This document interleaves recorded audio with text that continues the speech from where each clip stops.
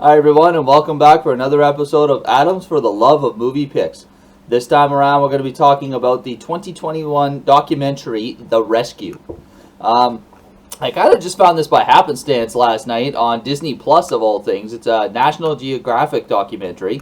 And I just looking for something to watch last night. I came across this. I hadn't really heard much about it, but now that I've seen it, I've definitely got to recommend other people to check it out. It was released in 2021, end of 2021. It's based off of the 2018 rescue of 12 boys and their coach, soccer coach, football coach, in a cave in Thailand back in 2018.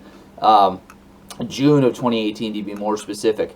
So this cave, it's kind of like something for fun that the locals do because where they live, it's quite rural. There's not much for the kids to do.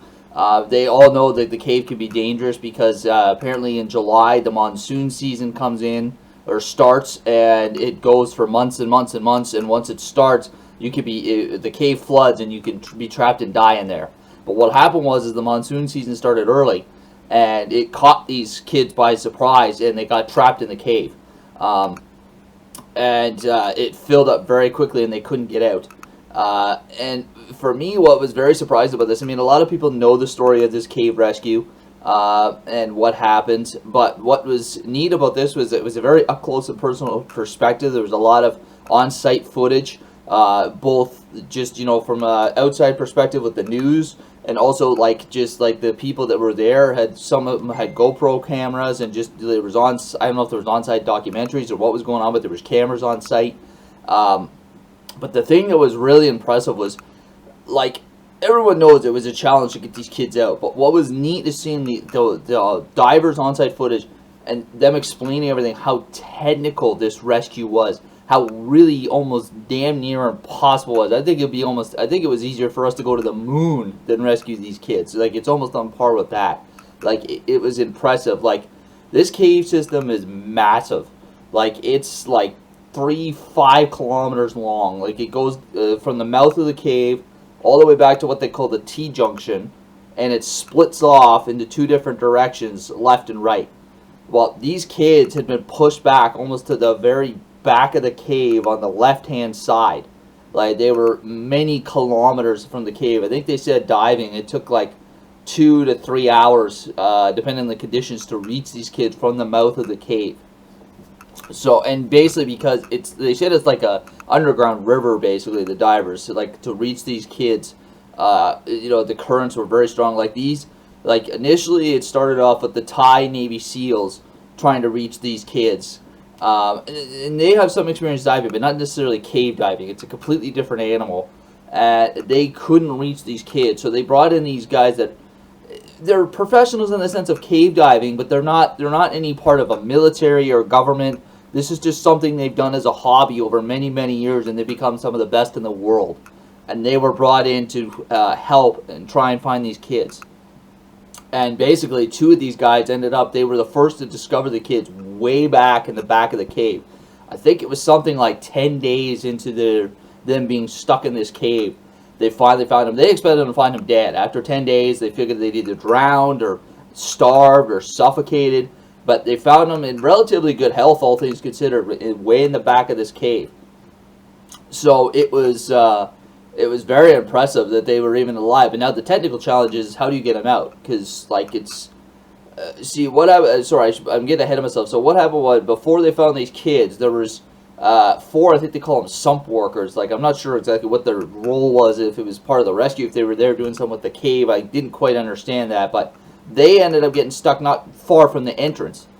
And these four guys, the two divers that found the kids, they got them out first. They had to dive them out. Well, they're not experienced cave divers, and the experience was disorienting. It was frightening. They were freaking out. They had a hell of a time getting these four guys out of the cave, these grown men. So when they reached these kids, and they came to the conclusion that the only way that they were going to get these kids out was to dive them out, because of the lack of oxygen, the water coming in. They couldn't get, like, the amount of supplies they would need to have these kids stay in the cave till they could get them out would have been massive. And the biggest problem was the oxygen was running out. So they came to the conclusion they got to dive these kids out. Well, based on the experience with the sump workers, they couldn't dive these kids out like they did with them. They wouldn't make it. They would have freaked out and they would have drowned. So they ended up having to anesthetize these kids just to get them out of the cave. They basically put them in like a medically induced coma, more or less, to dive them out. Like they had to keep them asleep basically the whole time they dived them out in order to get them out safely. So it was really incredible, the amount of medical technology and the diving equipment and everything that was required to get these kids out. And the thing is, like, some of the spots of this cave, diving underwater, are extremely narrow. They literally had to, like, it was one guy with one kid at a time. They literally had to shove the kid forward, and then they dived. There wasn't even enough room for two of them to get by at the same time in certain spots in this cave. So it was really quite miraculous. The story, in a way, it kind of reminds me of the 33, the Chilean miners that were trapped underground. I forget by the time they got him out. I think it was something verging on 20 days by the time the last kid came out of the cave. The Chilean miners were obviously in there a lot longer, but it's a similar idea, just these kids shouldn't have survived. They shouldn't have been able to get them out. And it was quite just a miraculous story. I'd heard about it on the news, but I didn't realize the technical challenges that went behind rescuing these kids. Like I said, it's verging on par with going to the moon.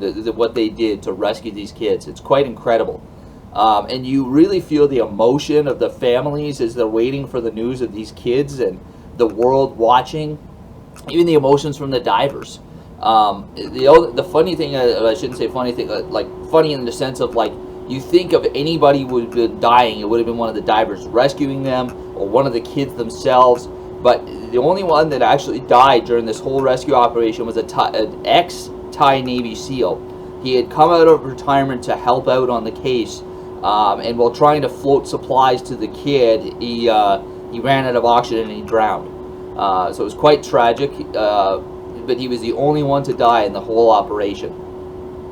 So yeah, definitely great documentary. One of the better ones that I've seen, surprisingly. I was quite surprised at how good it was. So yeah, do yourselves a favor, folks. Check out The Rescue on Disney Plus. You will not be disappointed. One other thing too, watch it to the credit scenes. There's a song in there. I found it's called "Believe" by Aloe Black. Great song. Like, surprising that it actually was, as far as I understand it, it was made for the documentary. So watch the credit scenes. It's quite incredible. One last bit of information about this. If you're watching the credit scenes, I'm not giving too much away by saying this, but so one of the plans initially for these kids is that they wanted to leave them in the cave till the monsoon season was over. Now, typically, apparently so they were in the cave starting in June, and the monsoon season usually is over by October. Well, apparently this monsoon season was particularly one of the worst on record, because the cave system was flooded and inaccessible for 8 months. So way longer than they ever anticipated. Basically, they never would have survived. They would have ran out of oxygen or lack of food. They would have never expected them to be stuck in that cave for 8 months. So doing what they did was their only option, and they truly saved those kids' lives. So great great documentary.